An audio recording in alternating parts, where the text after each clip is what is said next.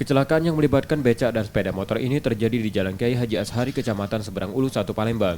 Dua penumpang becak yang terluka ditolong warga dengan memberikan pertolongan pertama. Sejumlah saksi mata dan warga menerangkan, kecelakaan terjadi saat pengemudi becak mengambil jalur kanan secara tiba-tiba dan tertabrak pengendara motor dari belakang. Kuatnya benturan membuat becak kehilangan kendali dan menabrak trotoar serta pohon. Pokoknya aku tengok tadi dia dari belakang lah, nomor dari belakang. Posisi tengah waktu. Jadi dari sini ke tengah.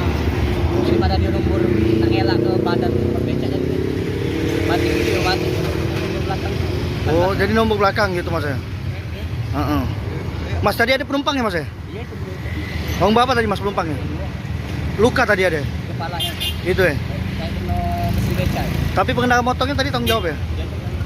Itu tanggung jawab mas ya? Mas.